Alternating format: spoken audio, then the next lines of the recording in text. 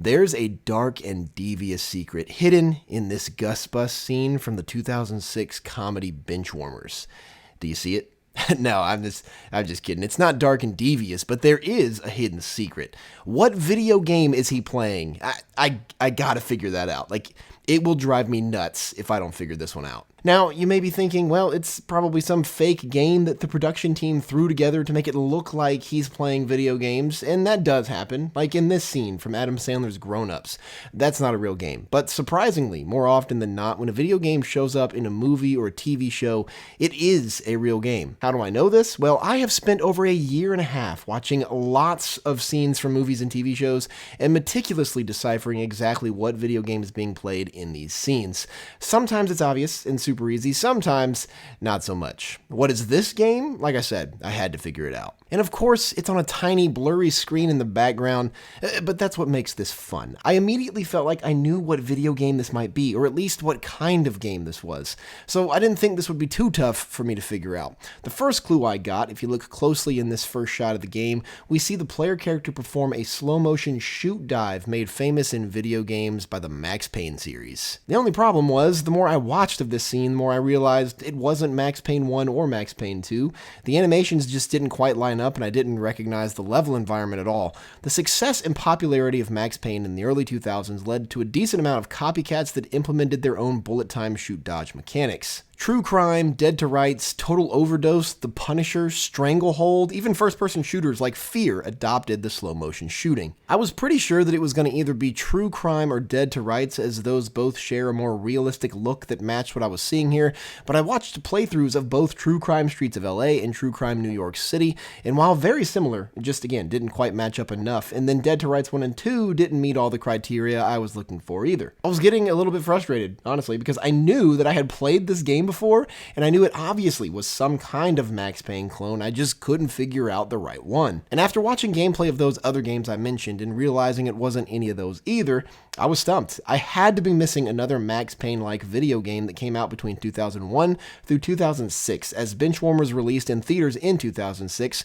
so I searched video games like Max Payne, nothing I hadn't already looked at. I searched video games with slow-motion shooting, again, nothing. I searched Max Payne clones, and that didn't help either.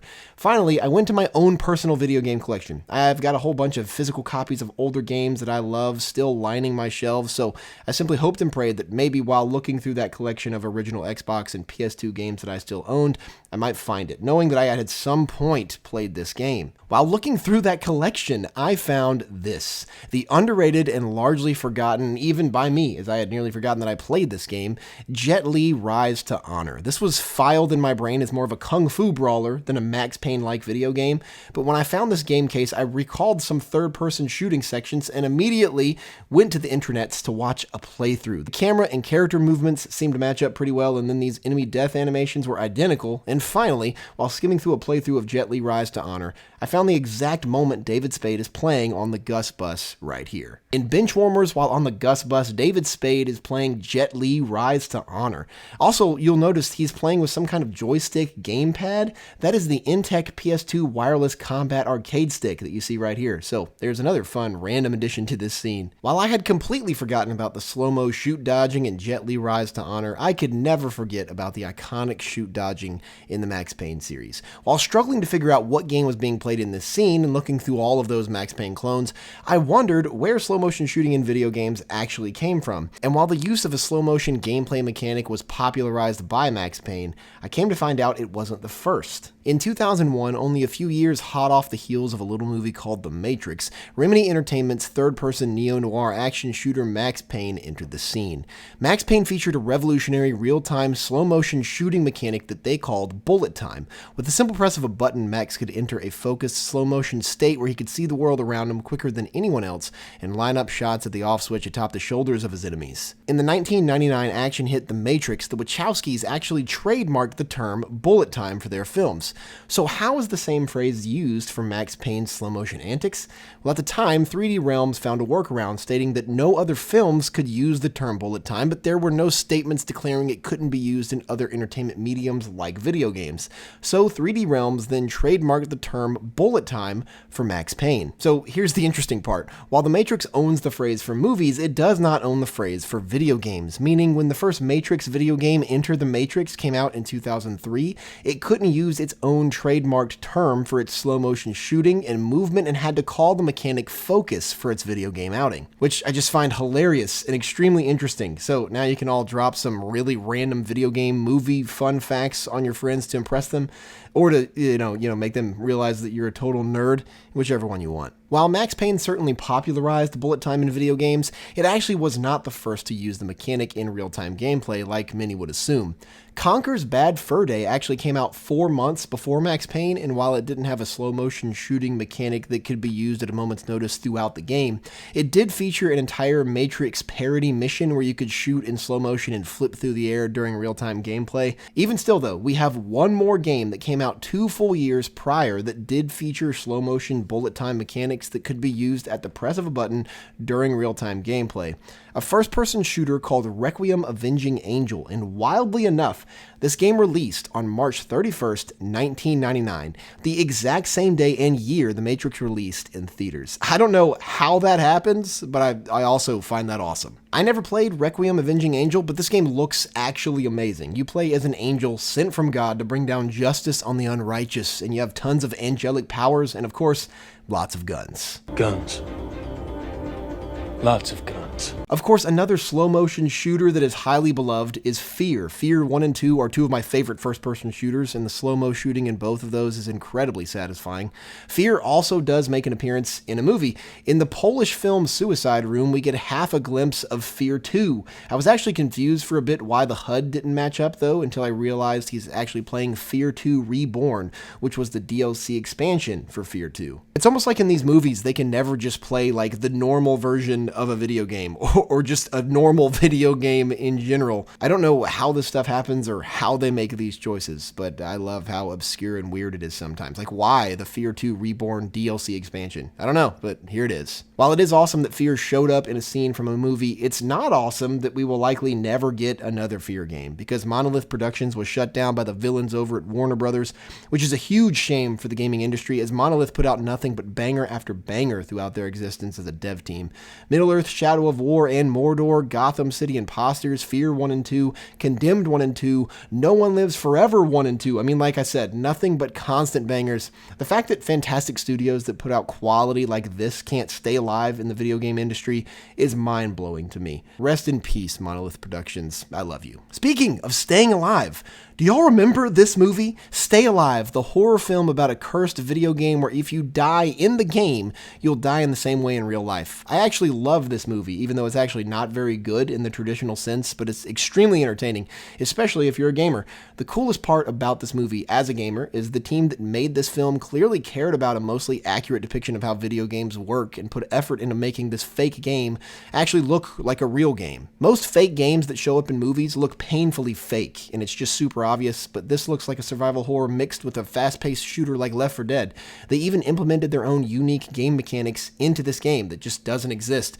Certain enemies drop roses when you kill them, and you can pick up that rose and then drop it yourself, and in specific areas of the game, it protects you from boss-level enemies that would otherwise likely kill you. Something that operates kind of like Resident Evil safe rooms. Overall, you can tell this movie had people on the production team that actually play video games in real life, and the actors throughout the film don't just assault their controllers like we often see in movies and TV shows that makes it painfully obvious they're not actually playing anything, or they just have zero experience playing video games. Like in this scene from The Social Network. Baby girl, what is you doing? The controller needs to file a restraining order on her, because that's illegal. But they actually are playing a real game in this scene. If we slow this down and you look at it closely, maybe you'll recognize the racing game that they're playing. That is Twisted Metal Black, and if you look really extra closely, you'll see that on the top screen, she's playing as Darkseid, and on the bottom, she's playing as Spectre. A few other details that you love to see here, even though the controller manhandling is goofy. they actually get the video game jargon correct. Are you guys using spikes or ghost missiles? We don't know, we're just shooting at each other. Ghost missiles is actually Spectre's special attack weapon, so you gotta love the nerdy accuracy here, especially if you love Twisted Metal. I swear a Twisted Metal modern comeback would be amazing and would sell like hotcakes. Someone needs to make that happen. Twisted Metal Black actually isn't the only game that we see in the Social Network. If you've got eagle eyes for video games that show up in movies, you might have noticed this during an earlier scene in the film. Now this one was definitely a little harder to decipher what it was that he was playing, as I got a much smaller look at this game, but if you zoom in on it and slow it down, it looks like it might be some kind of third-person shooter. The Social Network released in theaters October 1st, 2010, but the story takes place in 2003, so if the filmmakers care about continuity, they would be keen to put games in these scenes that makes sense given the time period. Twisted Metal Black released in 2001, so that one does match up with the timeline, so I began searching for third-person shooters from 2003 so I could narrow down what this game might be. I was given search results for Absolute Peak from this year, but the one that caught my eye, coupled with this footage here, was SOCOM 2. It's been a long time since I played a SOCOM game, but this just felt right. And sure enough, as I looked through a walkthrough of SOCOM 2, the dude in this scene is playing the very first mission of the game right here. Now that I had my squirrel moment, I bet you forgot that we were talking about Stay Alive. I'm not done with that yet. While of course the Stay Alive game is the video game focus of the movie, I'm not really interested in it for this video. Now I'm interested in this one that you can very faintly see playing in the background of the scene where one of the police officers enters a video game store. What is that? You better believe the investigation was on when I saw this. However, I knew that this was also going to be a bit of a daunting task because I didn't recognize this game immediately, and even if I had played this game before, the screen was blurrier than driving on a 2-lane road with astigmatism on a rainy night. The only thing that I could actually decipher here was that this was some kind of third-person game, most likely a third-person shooter, as it looks like the character might be holding like a pistol down in front of him, and the minimap on the bottom left corner has some kind of white indicator that is likely leading you to your next objective, so just clues that I used to figure these out. Stay Alive came out in theaters in 2006, so I began looking at third-person shooters the year before, from 2005. Resident Evil 4, Total Overdose, Matrix, The Path of Neo, True Crime New York City, The Punisher, Dead to Rights 2, 50 Cent Bulletproof, all super fun third-person shooters that I have great memories with, but it wasn't any of these nor any of the other more obscure titles that I looked at for 2005. So here's where I kind of just start going down the line through each year, looking at gameplay from games that might fit the bill in hopes of finding something that resembles this gameplay and this same HUD. I started going through this list that Google gave me for 2004 third-person shooters, and eventually just through trial and error, just looking at different games, I found this. This blurry screen in the background of this video game store in the movie Stay Alive is gameplay footage of Syphon Filter the Omega Strain, specifically while the player character is running down these stairs during the Michigan Quarantine Zone mission. I knew I finally had it when I saw the character running animation that matched up and the white directional indicator that moves around on the minimap. The Syphon Filter series is one of those bygone video game series that I wish we could have back.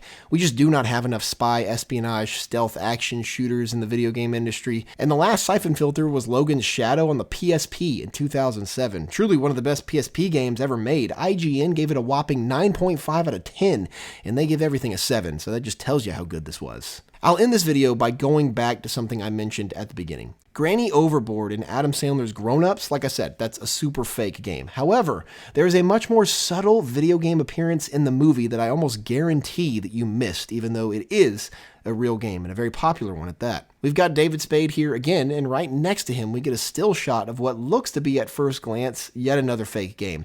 I thought at first it was just like a stock asset pulled from one of those free websites of a generic character just standing in a flaming environment, and while it is a character just standing there in a flaming environment, it's certainly not a generic one. I actually thought this was the superhero, or rather anti-hero game prototype. The blurry view of this character just reminded me of Alex Mercer for some reason, and there's even a fiery location that resembles what we see here.